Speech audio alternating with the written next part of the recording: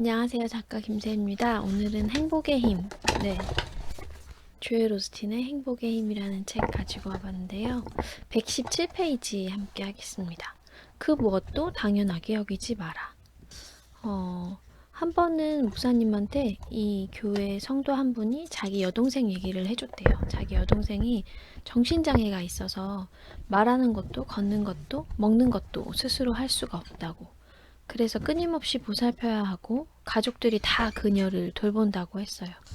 근데 이제 유일한 소통 방법이 우는 건데 배고파서 우는 소리, 일어나고 싶어서 우는 소리, 졸릴 때 우는 소리, 그 다음에 원하는 거를 원할 때 우는 소리가 다 다르다고 해요. 그래서 가족들이 그 우는 소리를 파악을 해서 이 사람이 원하는 걸 해줘야 되는 거예요.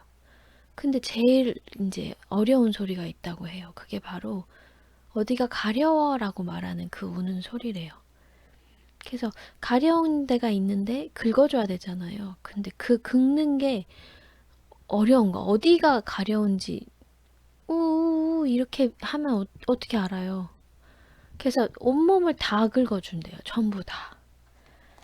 그렇게 장애가 있는 동생하고 살다 보니까 굉장히 단순한 일에 감사하게 되었다라고 얘기를 하더라고요. 가려운 곳을 긁을 수 있다는 거. 가려운 데가 있을 때 내가 가려운 곳을 긁는다는 게 정말 너무너무 큰 은총이라는 걸 알게 됐다는 거죠. 팔을 자유자재로 움직인다? 그것도 굉장한 일인 거고, 눈을 뜨면 사물이 보인다? 이것도 참 굉장한 거죠. 그래서 아침에 일어나면 난 일하러 가기 싫어. 인생이 너무 불공평해 라는 생각이 들 때 내가 일어나서 내 스스로의 힘으로 일하러 갈 수 있구나 라고 생각해보면 어떨까요? 아침에 기지개를 쭉 필 때 내가 기지개를 펼 수 있구나 라고 생각한다면 또 어떨까요? 해가 뜨고 새가 노래하고 꽃이 핀다 라고 한다면 그것을 내가 보고 느낄 수 있다는 사실에 감사하면 어떨까요?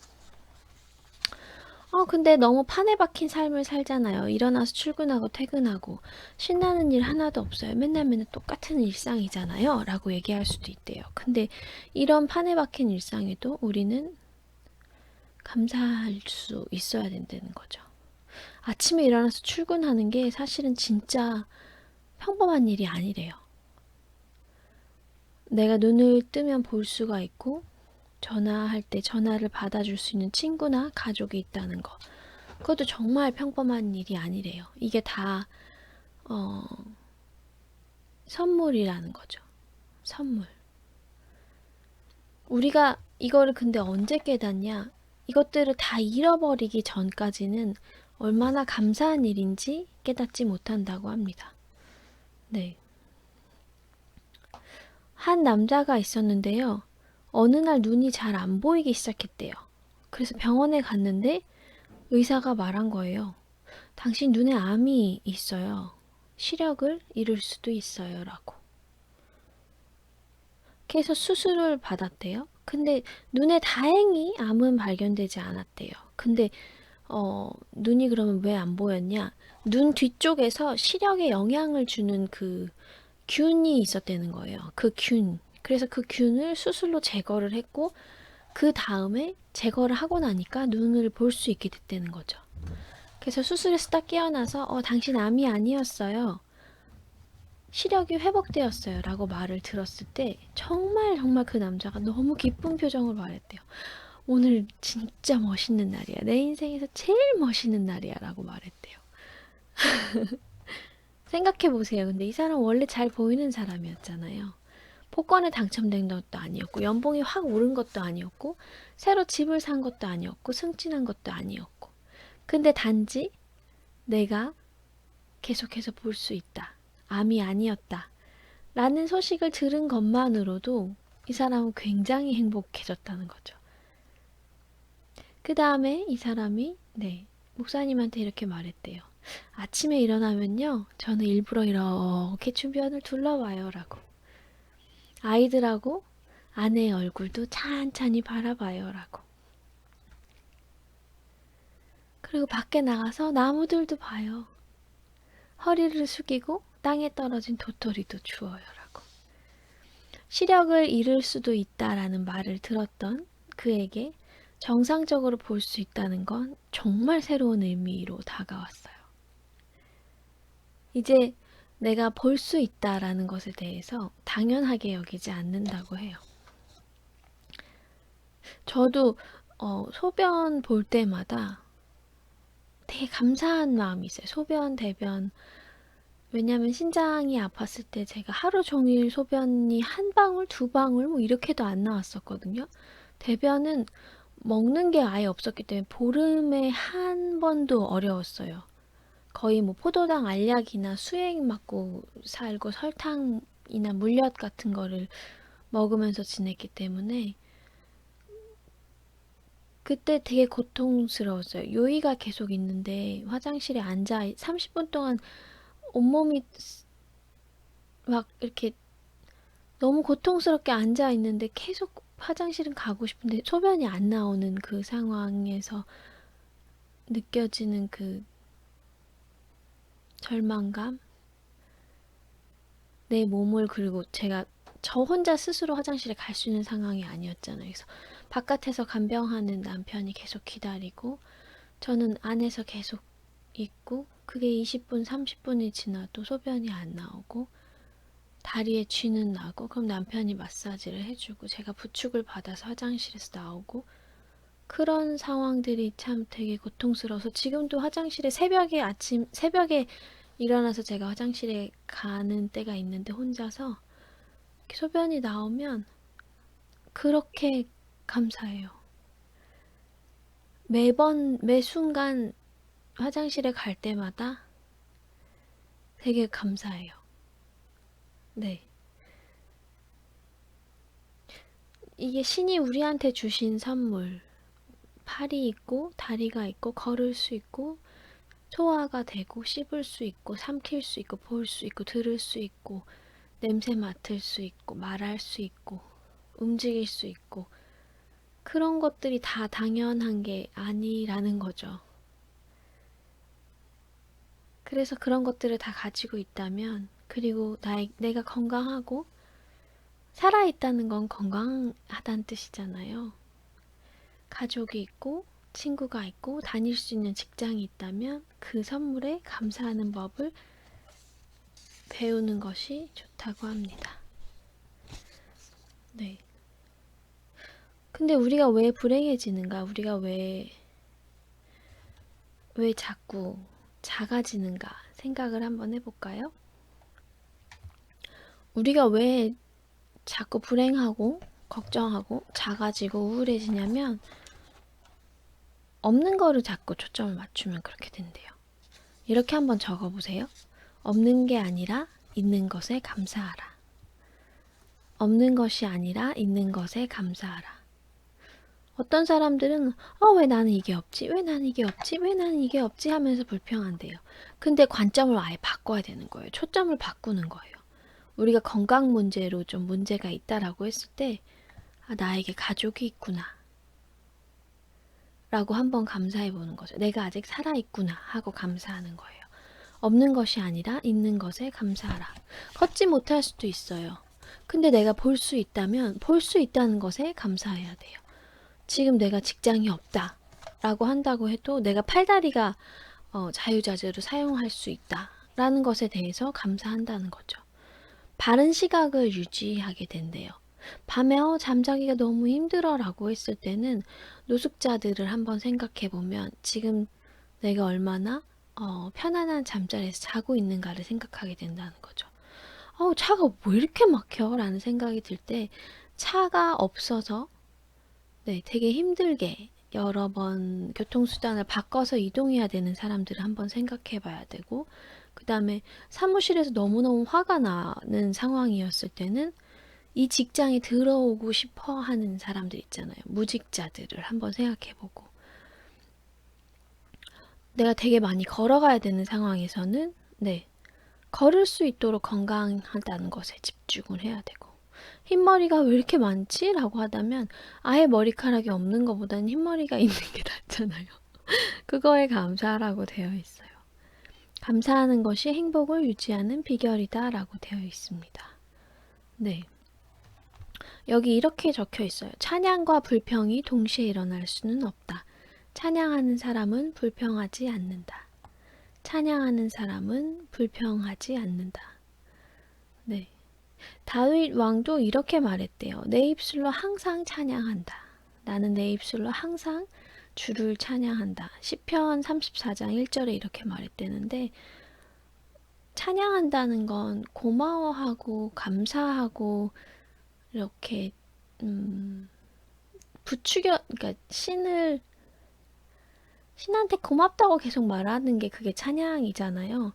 네, 이 말이 참 멋있는 것 같아요. 감사하는 사람은 불평하지 않는다. 감사하는 사람은 불평하지 않는다. 이게 불평할 게 없어서 그러는 게 아니고 불평할 게 있지만 감사의 에너지를 쏟겠다라는 거가 더 맞는 거죠. 주변에 보면 다 괜찮은데 맨날 불평하는 사람 있잖아요. 진짜 싫어. 제가 컨설팅 일을 되게 오래 했었거든요. 봉사활동에서도 했었고, 그 다음에 나중에 직장에서도 했었고, 근데 맨날 올 때마다 불평하는 애가 하나 있었어요. 그래서 불평을 하면은 막 쏟아내요. 쓰레기, 감정 찌꺼기들을 막 다 쏟아내면 다 들어주면서 1화는 이거가 있고 2화는 이거가 있고 3화는 이거가 있고 막 이렇게 하면은 이제 좀 마음이 편해져서 가거든요. 그럼 다음에 또 와. 그러면 또 다른 문제를 가지고 와요. 전에 그거는 다 해결됐대. 근데 그때는 그것 때문에 정말 죽을똥살똥했거든요. 근데 해결되고 나니까 하나도 고마워하지 않고 다른 문제점을 또 갖고 오는 거야. 마치 쓰레기장인데 집을 쓰레기장으로 만드는 사람을 정리 컨설턴트가 가서 다 깨끗하게 치워주면 다음날 또 쓰레기장 만들고 치워줘도 또 쓰레기장 만들고 또 쓰레기장 만들고 병적으로 막 쓰레기를 끌어와 갖고 버리지도 않고 막 쌓아놓으면서 그거 보면서 스트레스 받는 사람처럼 그렇더라고요. 근데 제가 그 친구를 한 1년을 보고 난 다음에 깨달았어요. 얘 문제는 얘한테 있다. 이 마음에 있는 거다라고.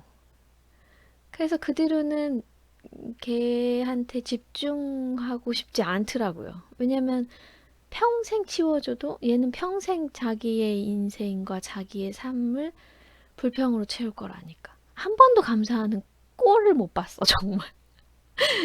근데 저는 제가 어떤 능력을 가지고 있는 것도 아니고 그냥 들어주고 함께 고민해주는 사람이었음에도 이렇게 답답하고 열이 받았는데 신은 얼마나 열받겠어. 맨날 불평만 안 해도. 난 정말 그 생각이 들어요. 음, 네. 감사하는 사람은 불평하지 않는데요. 감사하는 사람은 불평하지 않는다. 그래서 신이 행한 일에 감사하고, 신이 얼마나 착한지, 그거를 생각해보고, 그러면 막 뭐가 없어 라면서 불평할 시간이 없대요. 우리는 매일매일 시험에 오른다고 합니다. 공경에 처할 수도 있고 누군가 굉장히 무례하게 굴 수도 있고 실망스러운 일이 생길 수도 있고 부정적인 소식을 듣거나 아이가 되게 막 버릇없게 굴 수도 있어요. 저도 요즘에 어, 음, 육아가 그렇다. 육아란 많은 인내심을 요한다라는 거를 알아가는 과정이거든요. 난 참 초보 엄마고 육아란 이게 이렇게 산 같아요. 하나 나오면 또 있고 또 있고 또 있고 또 있고 약간 정말 인생 같은 그런 느낌을 많이 가지거든요. 근데 그럴 때마다 내가 아이고 내 신세야. 아이고 내가 왜 이렇게 됐지. 아이고 그러면서 막 불평만 할 건가요? 입만 열면 내 애들 욕, 내 남편 욕, 내 직장 욕, 내 상사 욕, 내 시댁 욕, 내 가족 욕 할 건가요? 아니면 이렇게 기도할 건가요? 당신이 항상 제 편입니다. 이 공경을 헤쳐나가도록 도움을 주실 것을 알기에 감사드립니다. 제가 이 시간이 지나면 더 강해질 것을, 더 성장할 것을 알기에 감사합니다. 제가 걷는 모든 길의 이름이 성장이라는 것을 알아서 감사합니다. 라고 얘기를 할까요? 데살로니가 전서 5장 18절에 이게 이제 목사님이 쓰신 책이니까 성서 구절이 좀 많은데 종교 다르신 분들은 그냥 이런 게 있나 보다 하고 넘어가시면 돼요. 거기에 사도 바울이 쓴 거예요. 그 공동체 사람들을 위해서. 어, 거기 5장 18절에 이렇게 써 있대요. 범사에 감사하라. 이 말은요, 모든 일에 다 감사하라는 얘기가 아니래요. 우리가 공경, 질병, 사고 막 이런 거 일어났을 때 어떻게 감사를 해요? 근데 우리한테 닥친 그 공경에서 우리를 벗어나게 해주실 신에게 감사해야 된다는 거죠.